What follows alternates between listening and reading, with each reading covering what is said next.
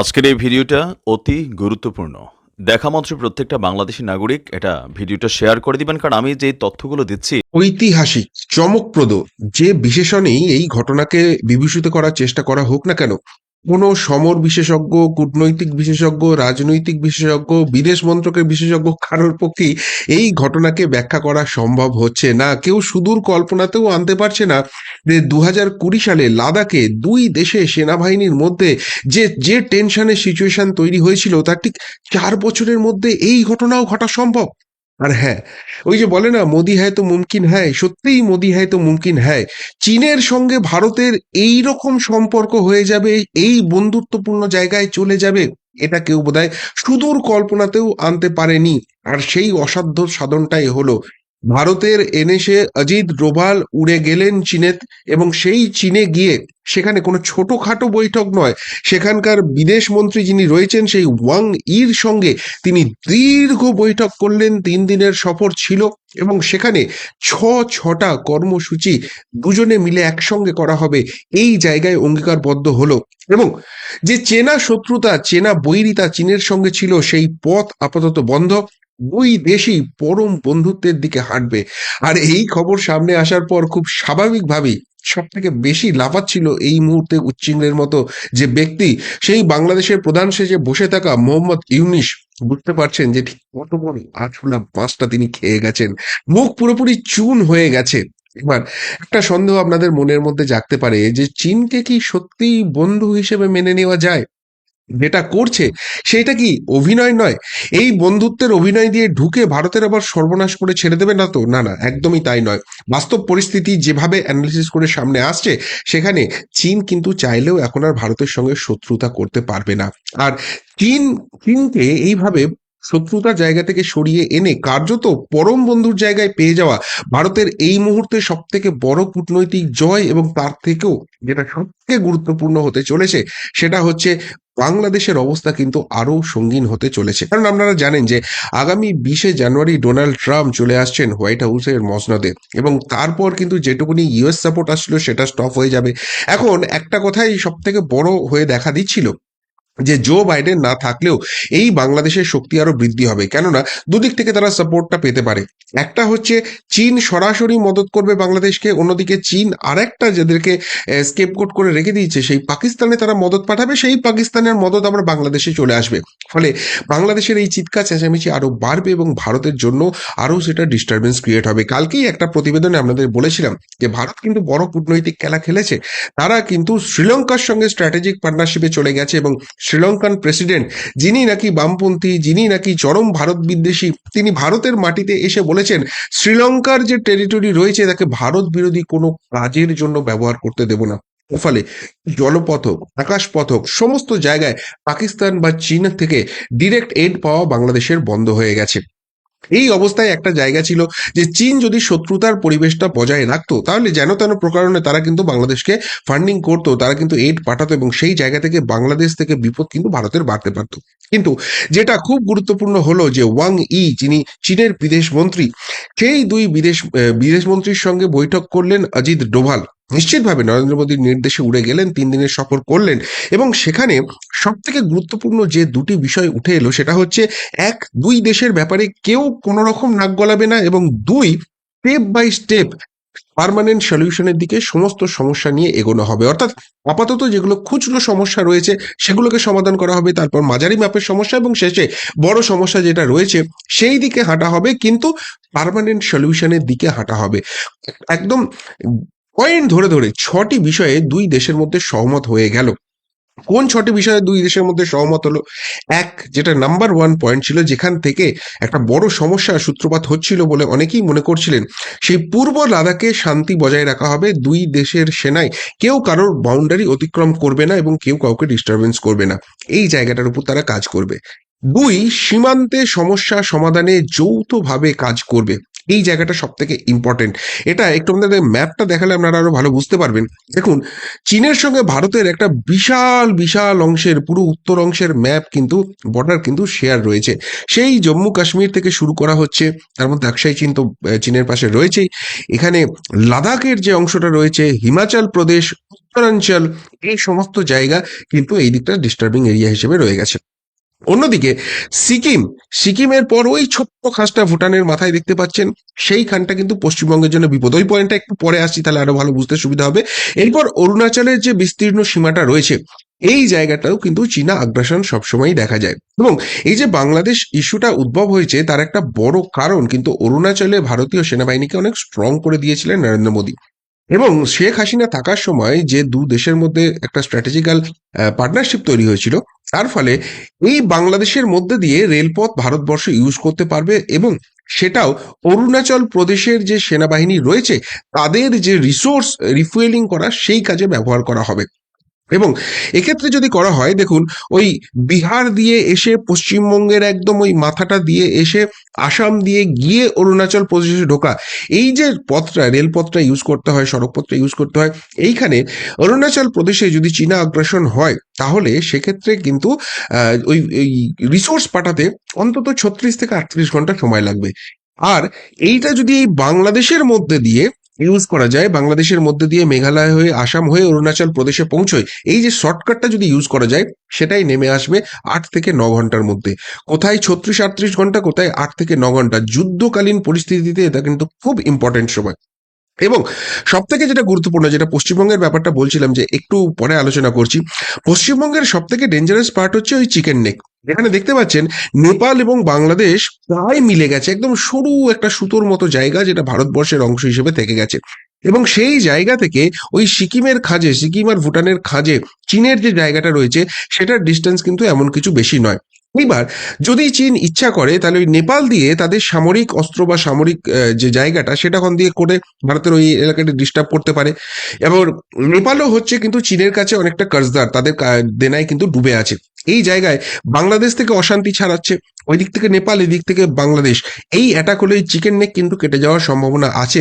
এবং সেই জায়গাটা একবার যদি বিদেশিরা নিয়ে নিতে পারে, তাহলে সিকিম ভুটানের ওই কোণটা দিয়ে চীনা বাহিনী ঢুকে কিন্তু ওই জায়গাটাকে প্রোটেকশন করবে। এবং তার ফলে আসাম, ত্রিপুরা সহ পুরো উত্তর পূর্ব 7 সিস্টার, সেটা কিন্তু ভারত থেকে ডিটাচ হয়ে যাবে, যেটা স্ট্র্যাটেজিক্যালি ভারতের জন্য খুব ডেঞ্জারাস হয়ে যাচ্ছে। ফলে এই যে সীমান্ত এলাকা রয়েছে, এটা চীনের সঙ্গে যদি টেনশন বজায় থাকে, সবসময় ভারতকে কিন্তু এখানে আর্মি ফোর্স বলুন বা অন্যান্য ক্ষেত্রে কিন্তু অনেক বেশি কনসেন্ট্রেশন করতে হবে, প্রচুর খরচের একটা ব্যাপার থাকছে। এবার 3 নম্বর যে পয়েন্টটা হচ্ছে, বিশ্বাস আস্থা অটুট রাখতে পদক্ষেপ করা হবে। কৈলাসে মানস সরোবর যাত্রা আবার শুরু হবে। কূটনৈতিক ও সামরিক স্তরে আলোচনা জারি থাকবে। এবং 2025-এ ভারতে আবার একটা দ্বিপাক্ষিক বৈঠক হবে। এই যে ডিসিশনগুলো নেওয়া হলো, সেখানে কারুর তরফ থেকে কোনো রকম কোনো অশান্তির পরিবেশ রয়েছে কিনা, কোনো অসুবিধার জায়গা রয়েছে কিনা, সেটা দেখা হবে।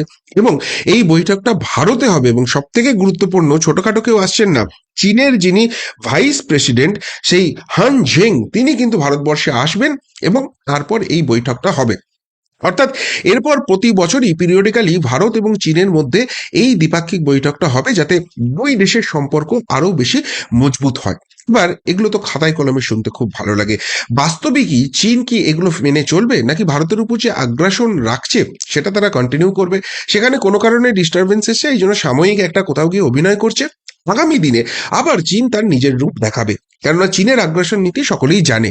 এই জায়গাটার প্রশ্ন সবার মধ্যে আসছে, আর সেইটা হলে বাংলাদেশের সুবিধা। কিন্তু না, সেই জায়গাটা হওয়ার কার্যত কোনো চান্স নেই। কেন চান্স নেই? দেখুন, যেটা মিডিয়া রিপোর্ট বলছে, যে এই মুহূর্তে কিন্তু চীন অবশেষে বুঝতে পেরেছে যে ভারতের সঙ্গে শত্রুতা করে আখেরে তারা লাভের লাভ কিছুই করতে পারবে না। কেননা ভারত সেই আগের ভারত আর নেই, সেই 1962-র ভারত আর নেই, যে ভারতবর্ষে ঢুকবো, সেখানকার সেনাবাহিনীকে মারবো, সেখানকার জমি দখল করে নেবো, আর ভারত বসে বসে মার খাবে। ভারত সামরিক অস্ত্রে যেভাবে এগোচ্ছে, হ্যাঁ, চীনের সঙ্গে হয়তো কপ্পর একটা টক্কর হবে, কিন্তু ভারত চুপচাপ বসে মার খাবে, এই জায়গাটা নেই। এবং সেটা ভারতীয় আর্মি কিন্তু প্রতি পদে, প্রতিটা সীমানায় চীন সেনাবাহিনীকে বুঝিয়ে দিচ্ছে। ফলে চীন আগ্রাসন দেখিয়েও বুঝে গেছে যে এই ভারত এতটাও সহজ ঠাঁই নয়। এবার যেটা সব থেকে মুশকিল হচ্ছে, সেটা হচ্ছে অর্থনৈতিক অবস্থা।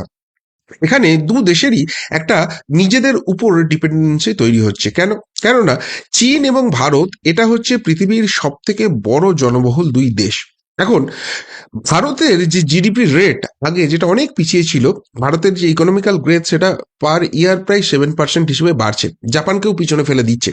কিন্তু ভারত টার্গেট করছে যে এইটাকে 8 to 9% নিয়ে যেতে হবে। ভারতের আর্থিক স্থিতি তাতে আরো বেশি মজবুত হবে। আর এই জায়গাটা করতে গেলে চীনা প্রোডাক্টের কিন্তু একটা বড় দরকার আছে, বিশেষ করে তাদের ওই অ্যালয় বা অন্যান্য যে জিনিসগুলো রয়েছে, খনিজ পদার্থ, সেইগুলোর কিন্তু খুব বেশি করে দরকার রয়েছে। এবং চীন দেখছে যে ভারতের এই মার্কেটটাকে যদি তারা ইউজ করতে পারে, ভারতের সঙ্গে যদি শত্রুতা কন্টিনিউ করে, ভারত যেরকম পাকিস্তান, বাংলাদেশ বা অন্যান্য জায়গায় তাদের বাণিজ্য বন্ধ করে দিয়েছে, ভারতের মার্কেট কিন্তু চীনাকে বন্ধ করে দিতে পারে। এবং সেই ইঙ্গিত কিন্তু মেক ইন ইন্ডিয়ার মাধ্যমে নরেন্দ্র মোদী করে দিয়েছেন। ফলে ভারতের এই বাজার যদি ব্যবহার করতে না পারে, চীনেরও কিন্তু অর্থনৈতিকভাবে বিশাল লস আছে। হোয়ারেস ভারতের এই বিশাল মার্কেটটাকে যদি ইউজ করে, তাদেরও কিন্তু অর্থনৈতিক ডেভেলপমেন্ট হবে। চীন এমনিতেই অর্থনৈতিক ক্রাইসিসের মধ্যে চলে গেছে, তাদের রিয়েল এস্টেট সেক্টর ডুবে গেছে, এবং রিয়েল এস্টেট সেক্টর ডুবে যাওয়ার ফলে ব্যাংকিং সেক্টরগুলো বড় রকমের ইম্প্যাক্ট হয়েছে। ব্যাংকিং সেক্টরগুলো বড় রকমের ইম্প্যাক্ট হওয়ার ফলে মিডল এবং স্মল ক্যাপ কোম্পানি যেগুলো রয়েছে, সেইগুলো কার্যত দেউলিয়া হয়ে যাওয়ার মতো জায়গায় রয়েছে। এবং এগুলো আগামী দিনে যত বেশি করে হবে, চীনের অর্থনৈতিক অবস্থা কিন্তু ততই পঙ্গু হতে শুরু করবে। এর উপরে যেটা অত্যন্ত গুরুত্বপূর্ণ সেটা হচ্ছে ডোনাল্ড ট্রাম্প আসছেন, যিনি স্ট্র্যাটেজিক্যালি কিন্তু চীন বিরোধী, এবং চীনের বিরুদ্ধে তিনি এসেই একটা ওয়ার ট্রেড করতে পারে। ওয়ার ট্রেডটা কি না, ব্যবসায়িক খাতে চীনের যে জায়গাটা আছে সেইটাকে আটকে দিতে, চীনের যে যে বস্তুগুলো আমেরিকায় যায় বা অন্যান্য ইউরোপের মার্কেটে যে যায়, সেখানে কিন্তু তার ট্যাক্সেশন অনেক বেড়ে যেতে পারে। আমেরিকায় হলে ডোনাল্ড ট্রাম্প নিজেই সেটা হ্যান্ডেল করবে, আর ইউরোপেও তার বন্ধু দেশের সংখ্যা কম নয়, আমেরিকা দাদাগিরির একটা ব্যাপার রয়েছে। ফলে চীনা প্রোডাক্ট কিন্তু বিশ্ববাজারে ক্রমশ মন্দার দিকে যাবে। এই অবস্থায় যদি ভারতের সঙ্গেও পাঙ্গা নিয়ে থাকে, যেখানে ভারতের সঙ্গে আবার স্ট্র্যাটেজিক্যালি আমেরিকার সম্পর্ক খুব ভালো, তাহলে চীন কিন্তু কার্যত একঘরে হয়ে যেতে পারে। আর নিজেদের আর্থিক অবস্থা খারাপ, প্লাস বিশ্বে আমরা ব্যবসা করতে পারছি না, একঘরে হয়ে যাচ্ছি, এই জায়গাটায় চীনের সার্ভাইভাল কিন্তু অনেকটা প্রবলেম হয়ে যাবে। So this is the first point, যে একটা ইকোনমিক্যাল ডিপেন্ডেন্সি দুই দেশেরই রয়েছে, দুই দেশের মার্কেটটা রয়েছে, একে অপরের উপর নির্ভরযোগ্যতা রয়েছে, এই জায়গা থেকে কাছাকাছি আসার চেষ্টা করছে। 2 নম্বর যেটা খুব ক্রুশিয়াল পয়েন্ট, যেটা বলছিলাম যে দুই দেশ হচ্ছে পৃথিবীর সব থেকে বেশি জনবহুল দেশ। এখন এরা দীর্ঘদিন বৈরিতা করার ফলে, এবং সেই বৈরিতা ম্যাক্সিমামই ছিল চীনের তরফ থেকে, ভারত শুধু কিন্তু নিজেকে ডিফেন্ড করেছে। এই জায়গাটা যে কন্টিনিউ করতে গেলে যে পরিমাণ সামরিক খাতে খরচ হয়, সেই জায়গাটা আটকাতে পারলে দুই দেশেরই কিন্তু অর্থনৈতিক ডেভেলপমেন্টের অনেকটা জায়গা থাকবে। কেননা আমাদের প্রত্যেক বছর যে ইয়ারলি বাজেটটা হয়, সেই বাজেটের একটা বড় অংশ সেনাবাহিনীর খাতে দিতে হয়, অস্ত্র খাতে দিতে হয়, এবং সেই সেনাবাহিনী অস্ত্রটারও ম্যাক্সিমামটাই যায় কিন্তু এই চীনের সঙ্গে দীর্ঘ যে বর্ডারটা শেয়ার করা হচ্ছে সেটাকে প্রোটেক্ট করতে। চীনের ক্ষেত্রেও সেই একই ব্যাপার আসছে। সুতরাং এই জায়গাটায় যদি একে অপরের তরফ থেকে বন্ধুত্বের জায়গাটা তৈরি হয় এবং টেনশনের জায়গাটা কেটে যায়, তাহলে এই সামরিক খাতে খরচটা কিন্তু কমাতে পারবে, এবং সেটা কিন্তু অন্যান্য ডেভেলপমেন্টের কাজে ব্যবহার করতে পারবে। এবং এই এই যে দু দেশকে লড়িয়ে দেওয়ার একটা জায়গা, এটা কিন্তু এতদিন ইউরোপিয়ান বা আমেরিকানরা করে এসছেন। ফলে সেই জায়গায় দুই দেশ লড়ছে, আর তাদের ফায়দা কিন্তু সারা বিশ্ব নিচ্ছে। কেউ কাউকে অস্ত্র সাপ্লাই করছে, কেউ কাউকে অস্ত্র বিক্রি করছে, এই যে জায়গাটা সারা বিশ্ব সেটা নিয়ে যাচ্ছে, কিন্তু এরা মাঝখান থেকে অর্থনৈতিকভাবে ক্ষতিগ্রস্ত হচ্ছে। কিন্তু এই দুই দেশ যদি বন্ধু হয়ে যায়, চীন এবং ভারতবর্ষ যদি বন্ধুটা হয়ে যায়, এই বর্ডারের টেনশনটা যদি কমে যায়, তারা তাহলে সেই সামরিক খাতের জায়গাটা অন্য জায়গায় অন্য ডেভেলপমেন্টের কাজে ইউজ করতে পারবে। প্লাস বন্ধুত্বপূর্ণ সম্পর্ক হলে একে অপরের মার্কেট ইউজ করতে পারবে। ভারতবর্ষের বেশ কিছু জিনিস আছে যেটা চীনের দরকার আছে, চীনের বেশ কিছু জিনিস আছে যেটা ভারতবর্ষের দরকার আছে। এই জায়গাটা সরাসরি যখন তারা ট্রেডিং এ চলে যাবে, তারা কিন্তু সেখানেও ইকোনমিক্যালি সেভ করবে। এখন এই বৈরিতার পরিবেশে অনেক সময়ই হচ্ছে যে চীনের প্রোডাক্ট অন্য দেশে যাচ্ছে, সেটা বাইপাস হয়ে ভারতবর্ষে আসছে, ফলে কস্টিং বেড়ে যাচ্ছে। আবার ভারতের অনেক জিনিস অন্য দেশে যাচ্ছে, সেইখান থেকে চীন নিতে বাধ্য হচ্ছে। এই যে মাঝখান থেকে সোজা কথায় দালালি করে খাচ্ছেন যারা, তাদের কিন্তু সরিয়ে রেখে, তাদেরকে বাইপাস করে একে অপরের সঙ্গে ট্রেড করলে দুই দেশের অর্থনৈতিক যে ভোল্টটা রয়েছে, সেই ভোল্টটা কিন্তু অনেক বেশি মজবুত হবে।